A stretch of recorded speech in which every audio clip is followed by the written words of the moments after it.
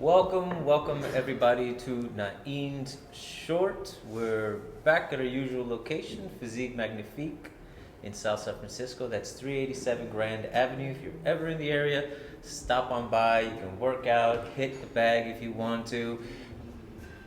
I just found out that you can actually get your nails done here too. So you have options. Come work out, get your nails done afterwards. Look all pretty. I don't know why, but it is available. But anyways, thank you for joining me. If this is your first one, thank you for taking the time. If you are coming back and watching these episodes religiously, thank you very much for the support. As always, like and subscribe, share, notification button, I don't, all that jazz, all that stuff.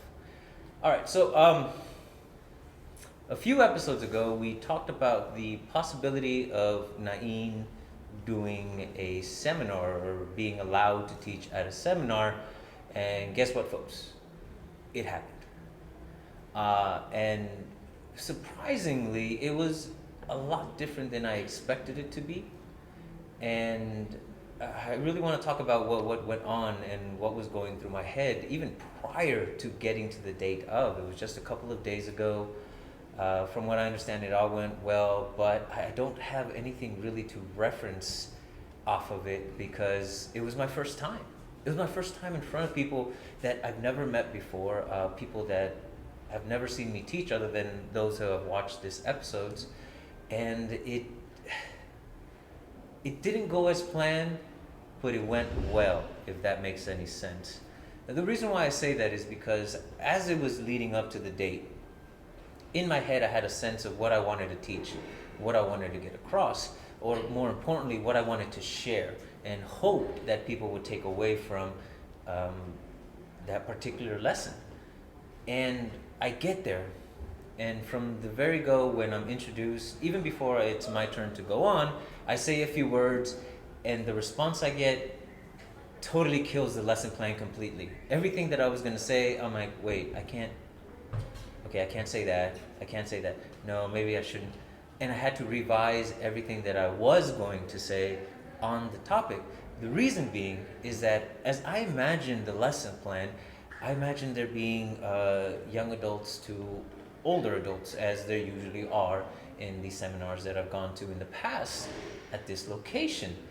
I get there, and about half or more of the participants are under the age of 15, as young as I think one of the kids was like 6 or 7. I'm not 100% sure, but they were very young. So it's changed the dynamic completely of how I wanted the class to progress. So everything that I thought I was going to say, I ended up not saying, or more importantly, I ended up saying it differently, because every time I spoke instructions to the class, I would see the reaction of the students. I would see the ones that had no FMA experience, because I actually asked before we started. We were using sticks just as a reference point to get the lesson across. And I asked, how many of you have FMA experience? How many of you have more than a year? How many of you have less than a year? And more than half of them had less than a year of experience. Some had no experience in FMA whatsoever. So a lot of the language that I was prepared to use was geared for people who've had experience in FMA. So that went out the window. Talk about best laid plans and then getting punched in the mouth. Mike Tyson all over again. Because as much as I was set to say what I wanted to, I couldn't. Because it wouldn't be right for the students present, for the people participating, because then it wouldn't make as much sense to them, especially having no background in it. So on the fly, I had to just readjust, and believe it or not, that actually made me feel even more comfortable. The night before, I was kind of mulling over the idea that I wasn't nervous. And I was starting to get nervous that I wasn't nervous, which is, I know, it's a little neurotic of me, but that's where my brain goes. Because I really was starting to get concerned that I wasn't concerned about teaching for the first time in a seminar setting. So I went over the ideas, and I made sure I had all my points said, and I felt prepared enough.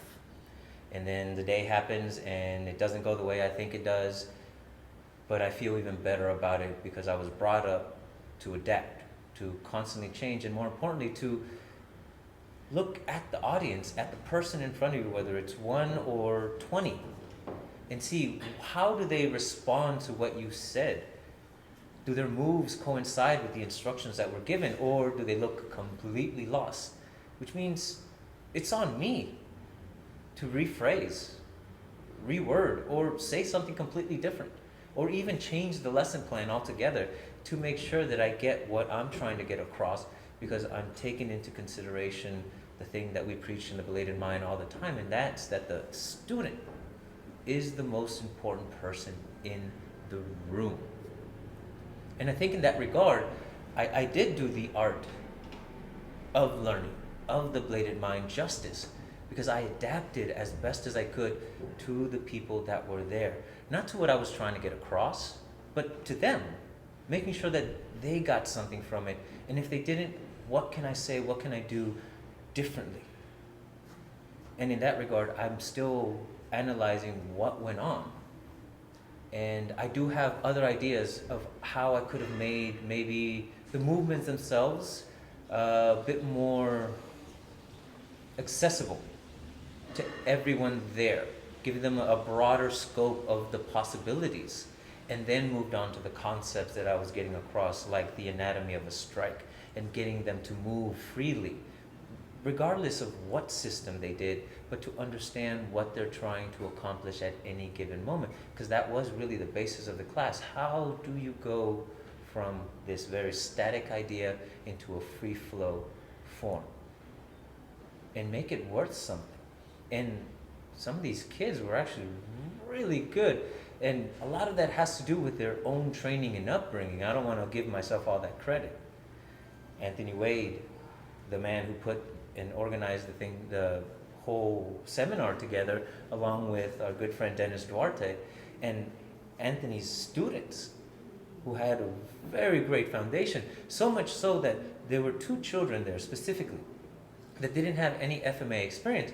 So I had them drop their sticks, and we actually went through their Pignon 1 and attached the concept that I was trying to get across. And the students did a great job at realizing, oh, this block is meant for this thing. Oh, this strike is meant to go here. Oh, if I'm at this range, I can do this. Mind you, they're 7 or 8, I think they were, 10 at most.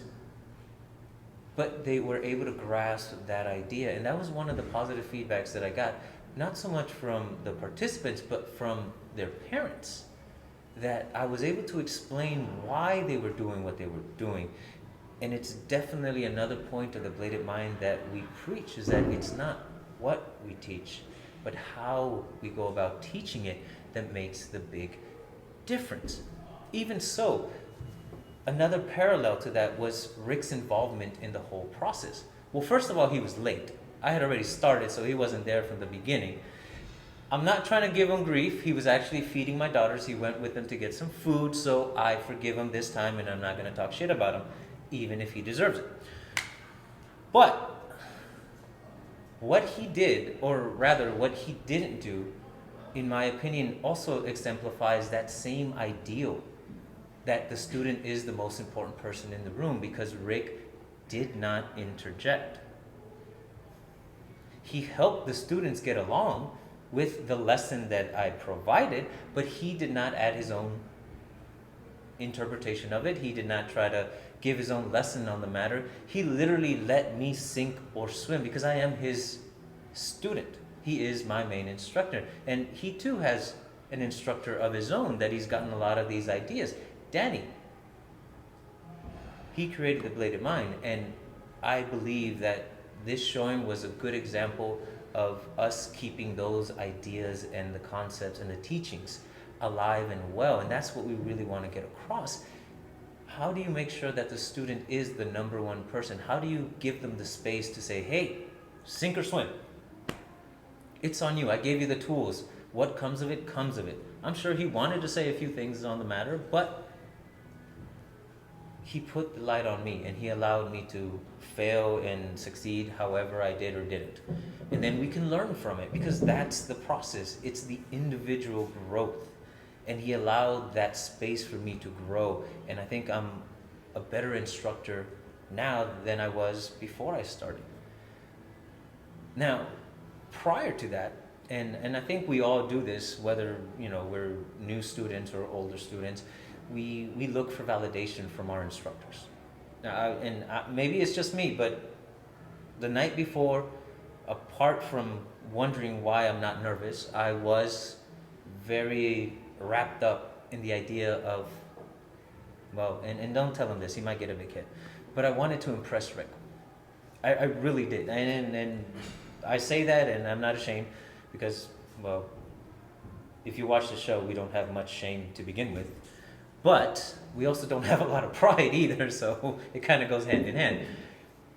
And I did. I really wanted to impress him. But again, the way that the bladed mind has come across to me, and the way that I've interpreted the bladed mind and in Danny's teachings, to grow on your own, to make it your own, to say things how you interpret them and not how your instructor told you to interpret them.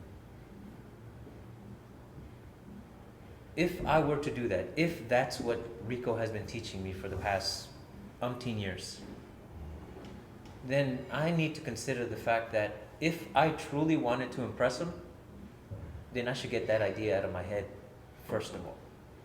Second, I should do me and nothing else. And believe it or not, maybe that's why I wasn't feeling nervous, because I was confident in the idea that, yeah, I could. I know what I know, and I can talk about what I know at any given moment, at the drop of a hat, because that's all that I know. And I feel like I did that, and surprisingly, or maybe not surprisingly, he said he was proud of me for what I accomplished. And maybe it wasn't because I accomplished anything significant as much as I just represented myself. I represented my interpretation of the art. And I was able to do it in a way that people were able to grasp it, at least within the time frame that I had, to show a difference from the time they started to the time that we ended. So much so that other people were praising me as well, which unfortunately it's still a little difficult for me to completely grasp. I mean, it took me years just to acknowledge or accept positive reinforcement from Rick and Danny. It's my own personal issue. I've dealt with it for many years. I don't know. I am more comfortable being told what I did wrong than I am comfortable being told what I did right. So it's difficult for me to get there, and then to get it from strangers, from people I've never met before, it's a little off-putting. But I think in the sense of growth, I need to really evaluate those things, whether positive or negative, and especially the positive, because those are the ones I have trouble accepting, because it's going to help me grow. It's going to help me become a better instructor.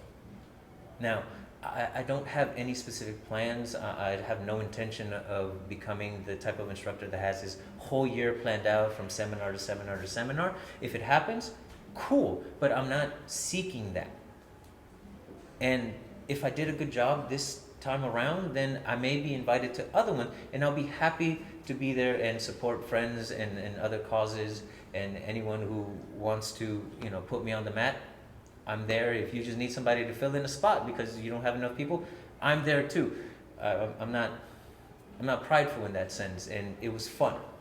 It really was fun, and I got to learn a lot about me.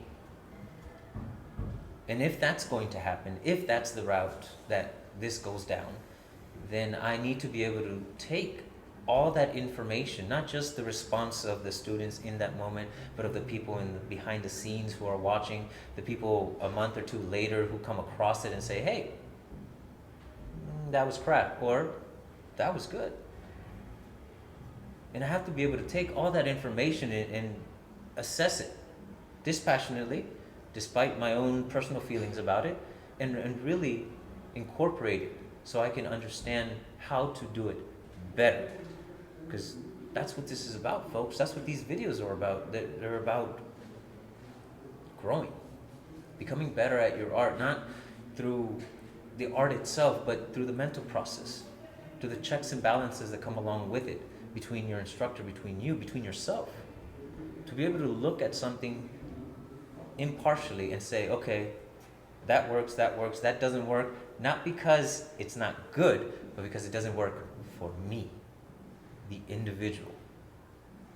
And that's all I try to get across to the students at the seminar. How do you, the individual, look at things? Here's how the process that I use. Simple. If it helps you, great. If you take anything from it, awesome. But at the very least, I hope they had fun. And whenever the next one happens, I'll be very happy to do that one as well. Overall, I think I did a good job. There's definitely good points to be made in what was said, and definitely some bad points that need to be addressed for the future. And I don't think anything is ever going to be 100% in one direction. At least not to me. Because I'm constantly looking to improve. Even if it's the smallest detail, I still want to improve on it. Especially because there's room to improve. We're always a student, which means we're always looking up to something. We're always looking up to someone, and we're always trying to reach a higher level. And that's how you stay hungry. That's how you stay growing. And I don't want that to change for me. Regardless of what I achieve or don't achieve, I constantly want to just hunger for more knowledge and greater heights. So, I just bared my soul to you. Okay, for those of you who who understand where I'm coming from, great. For those of you who don't, I hope it was entertaining. But thank you very much for joining me again. Like and subscribe, please. Share. Donations. We are taking donations, please, because this does come out of our own pocket to make these videos and travel to the various locations with Konversation, which at this point we're actually pretty busy. And we have some great stuff coming up. So please keep an eye out for that if you can. $1, $2. Get coffee today and then give it to us. I'm sure Starbucks has enough money. Yeah, so we could have some of that too. But thank you very much for joining me. Till the next one. 3, 2, 1, cut. Cut up real quick. Evan made a very interesting observation as to what we're actually doing here. He said we're playing chess, and he's absolutely right. You don't want to be on the defensive. You don't want to be left 3 or 4 moves behind. You always want to take the initiative and think ahead. Again, this is just a thinking process that I'm sharing with you that you can apply to whatever art you wish to use. I'm using sticks because that was the basis and foundation for the Bladed Mind created by Rick's older brother, Dan Ramos. Now, Rick, would you like a stick? Sure. Yeah, I borrow your stick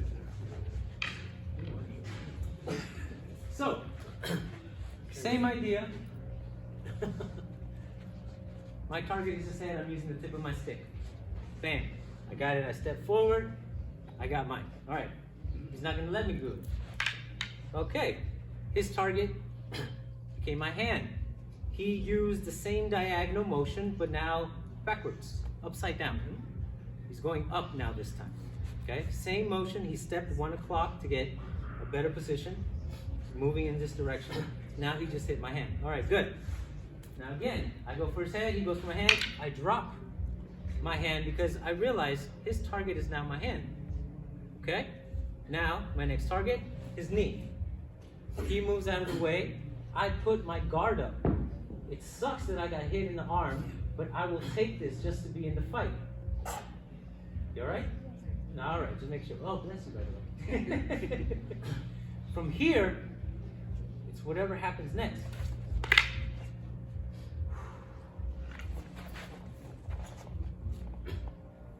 All right, and what does it become eventually? Eventually, just a free-for-all.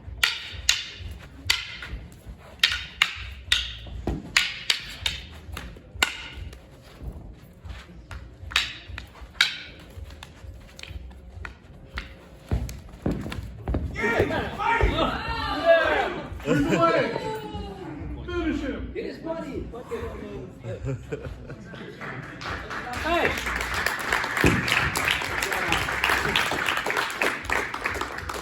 I made 45 cents on this one.